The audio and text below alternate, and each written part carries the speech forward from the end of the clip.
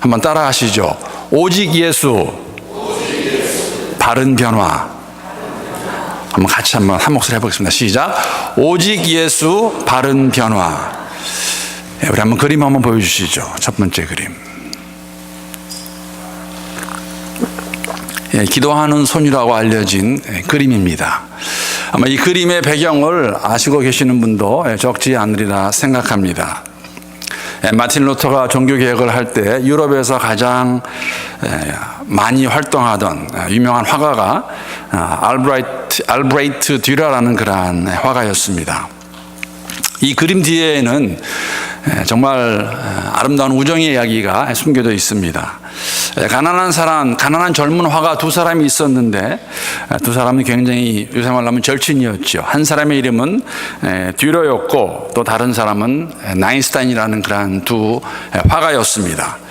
이 두 사람이 너무나 가난해서 생계를 이루기 위해서 일을 하면서 그림 공부를 하는데 얼마 있지 않아서 두 사람이 다 공부하는 것은 가능치 않다는 것을 알게 되었습니다. 그래서 두 사람이 상의한 후에 제비를 뽑아가지고 한 사람은 돈을 벌어서 다른 한 사람이 공부할 수 있도록, 그림 공부할 수 있도록 그렇게 작정을 하고 제비를 뽑았더니 나인스타인이 일을 하게 되었고 듀러가 이제 공부를 하게 되었습니다.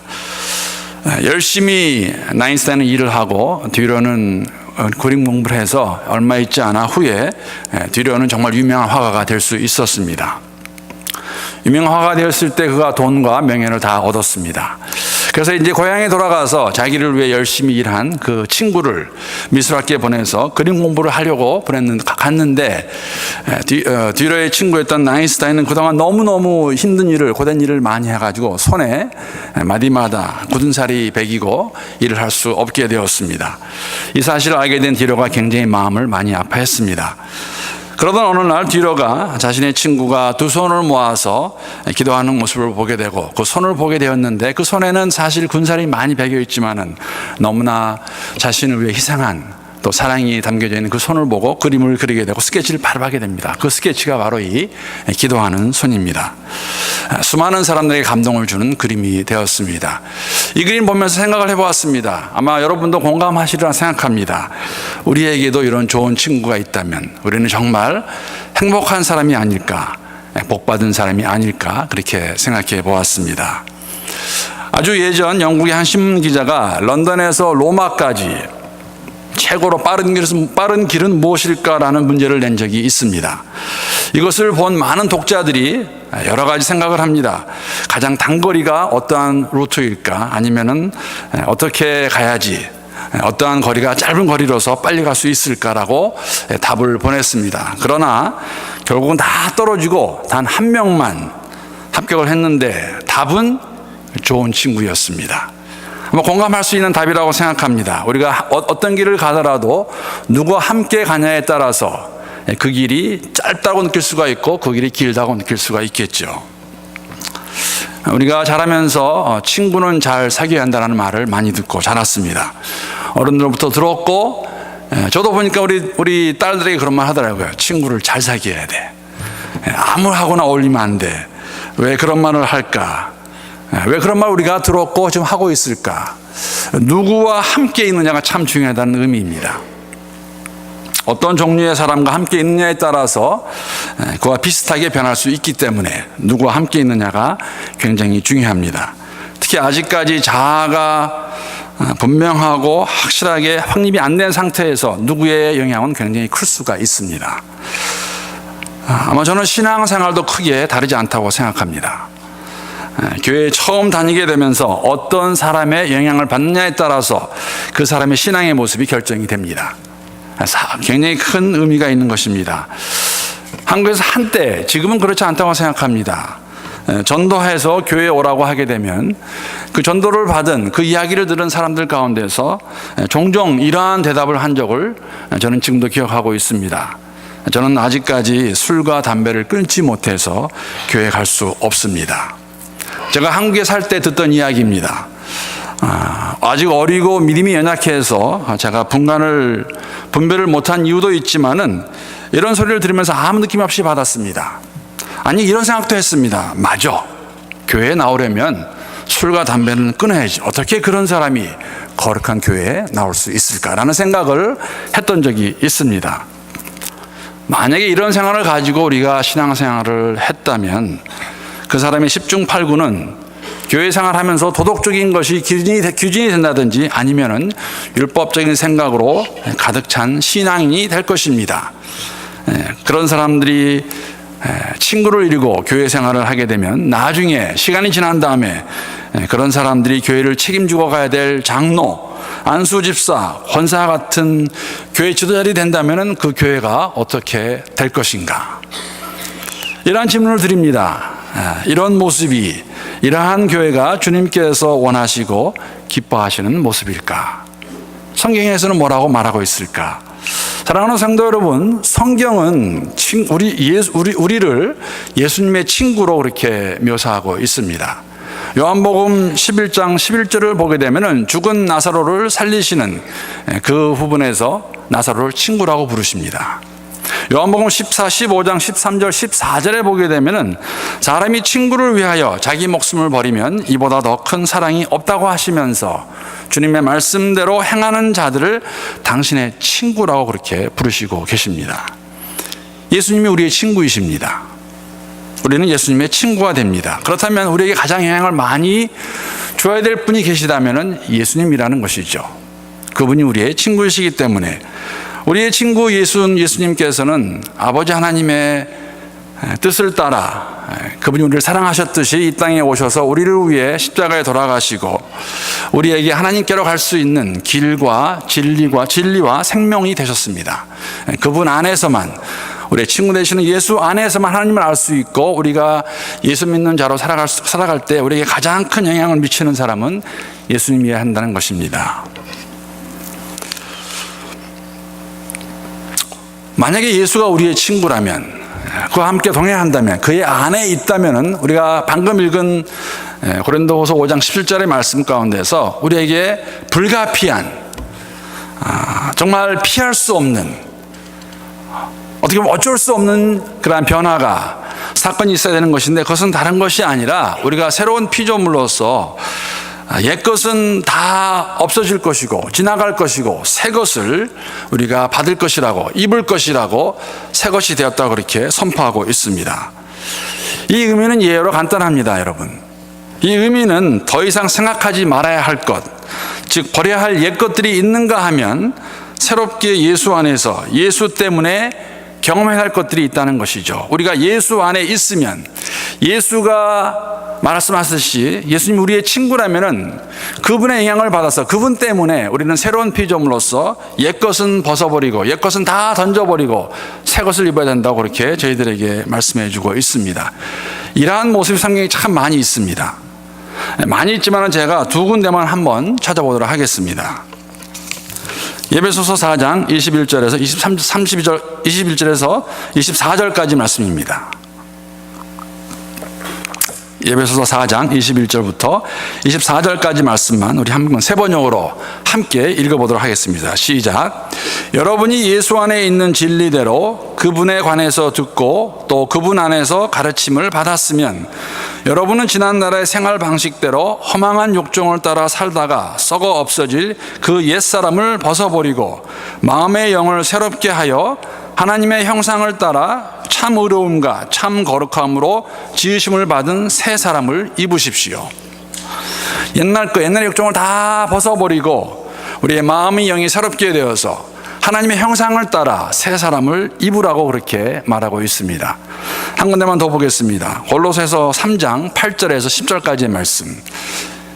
이것도 제가 세 번역으로 올려놨는데 우리 한번 함께 한 목소리로 읽겠습니다. 시작.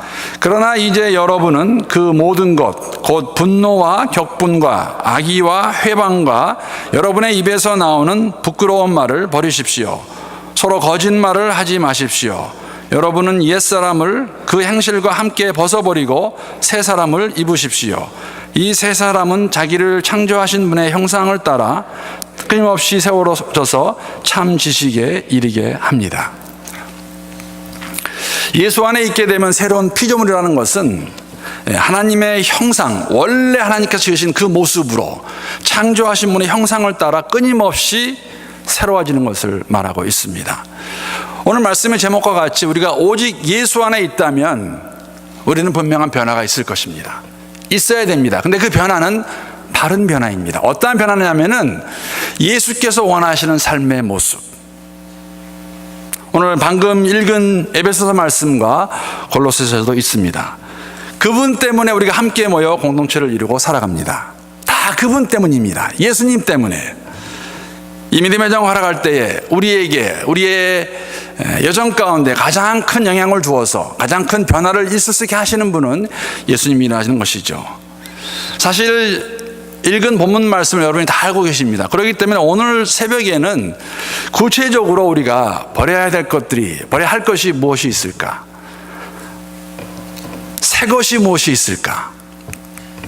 하는 것을 가지고 개인적으로 또 교회적으로 한번 적용을 해보기 원합니다.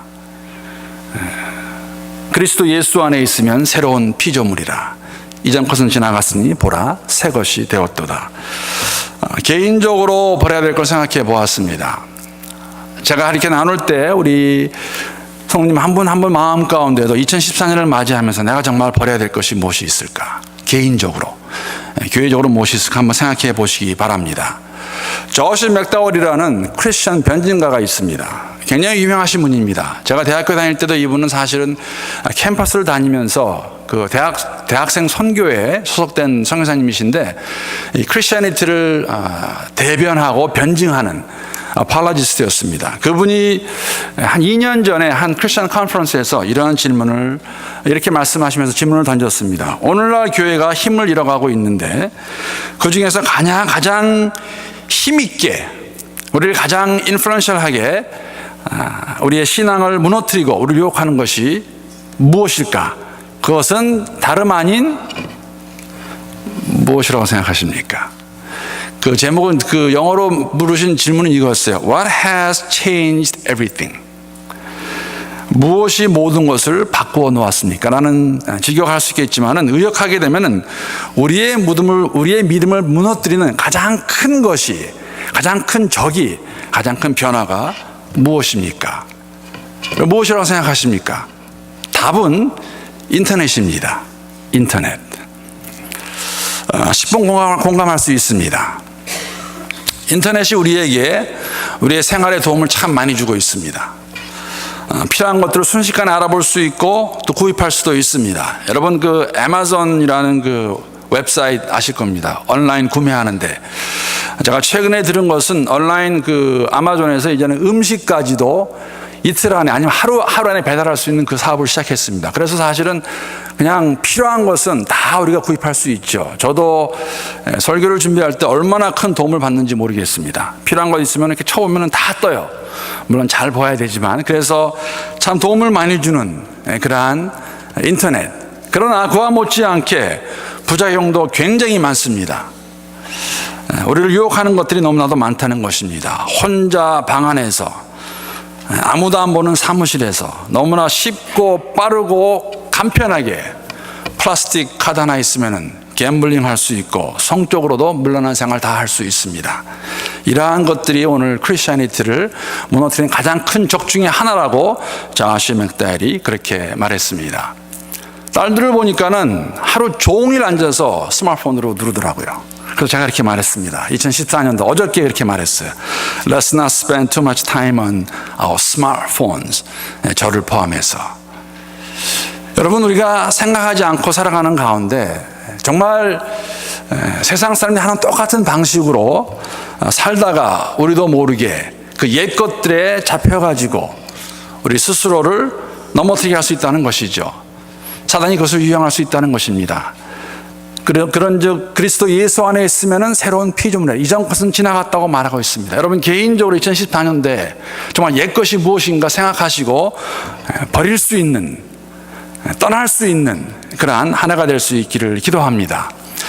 영락 공동체가 버려야 할 옛 것은 무엇이 있을까 생각해 보았습니다. 우리가 교회가 함께 버려야 될 것이 무엇이 있을까? 지금은 이야기할 수 있습니다. 물론 제가 처음 부임했을 때 어떤 성도님이 제게 공개적으로 그렇게 질문하셨습니다. 저에게 어떻게 오게 되었습니까? 그래서 제가 대답을 드린 적이 있습니다. 그리고 그때는 대답을 드리지 못한 것 중에서 정말 몰라서 제가 드리지 못한 것이 있는데 지금은 이야기할 수 있습니다. 저는 우리 교회가 이렇게 힘들고 어려운 일이었다는 것을 전혀 몰랐습니다. 사실은 저를 소개한 친구 조금은 원망도 했습니다. 좀 얘기 좀 해주지. 한마디도 안 하고 교회를 소개시켜가지고. 그러나 분명한 것은 하나님께서 저희 가정을 인도하셨다는 것에 대해서는 의심이 없습니다. 하나님께서 인도하셨습니다. 한국어 목회, 단독 목회를 한 번도 해보지 않은 저 같은 사람이 이곳에 와서 목회를 한다는 것. 저도 목회를 한 번도 안 해봤으니까 제 아내도 한국어 목회 담임 목사 사모 역할도 한 번도 해본 적이 없습니다. 딸들도 그런 적 없습니다. 다 선교사로 자라다 이렇게 보게 됐습니다. 한국말에 보게 되면은 그런 말이 있습니다. 모르면 무식하고 무식하면 용감하다고. 아무것도 모르고 왔기 때문에, 아무도 모르고 왔기 때문에, 아무런 경험도 없었기 때문에 그냥 주님만 의지하고 말씀만 붙들기 원했고 힘들고 외롭고 아프면 기도하고 그렇게 지난 2년 반의 여정을 저는 걸어왔다고 생각합니다. 물론 성도님들은 다르게 생각할 수도 있습니다. 사랑하는 성도 여러분, 그러기에 우리 교회가 앞으로 전진해 나가 더 주님이 원하시는 교회를 만들기 원할 때에 어떻게 해야 교회가 하나가 될 수 있을까? 무엇을 버려야 될까? 50주년 희년을 맞이하면서 공동체가 정말 이제 옛것 다 버려야 되는데 이 옛것에는 여러분 좋지 않은 기억이 다 들어갑니다. 서로에게 주고받았던 아픔과 상처를 다 버리셔야 됩니다. 감정이 약해서 쏟았던 말들 기억하시면 안 됩니다.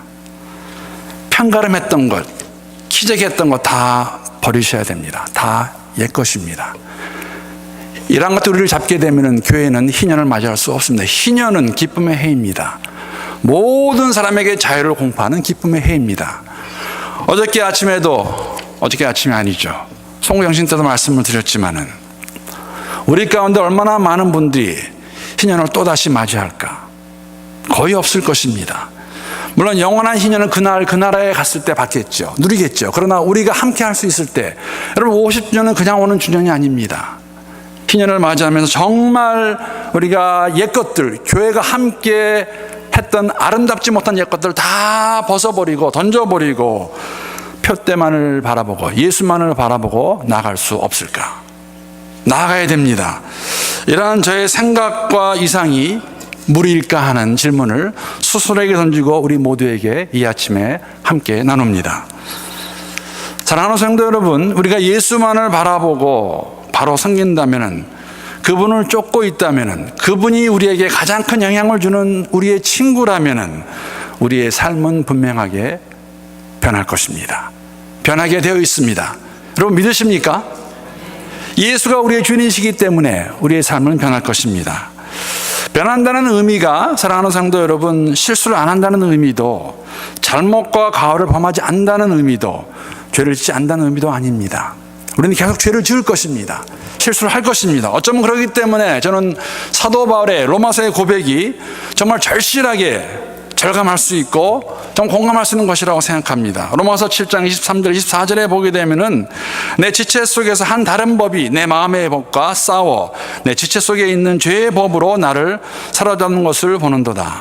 오라 나는 곤고한 사람이로다. 이 사망의 몸에서 누가 나를 건져내랴. 너무나 공감할 수 있는 몸부림의 고백입니다. 이런 몸부림이 계속되기를 함께 기도합니다. 희년을 맞이하면서 저만이 아니라 교회 전체가 함께 정말 고심하고 몸부림치는 가운데 앞으로 나아갈 수 있기를 기도합니다. 오직 예수, 바른 변화입니다. 말씀이 저에게 주시는, 예수께서 원하시는 그러한 변화가 있을 수 있기를 기도합니다. 이런 몸부림 가운데 진정으로 회개하고 다시 주 앞에 나올 때 우리는 조금씩 변해갈 수 있는, 주를 향해 걸어가는 우리 개개인과 교회가 될 수 있으리라 믿습니다. 그러한 교회가 될 수 있기를 주님의 이름으로 축복합니다.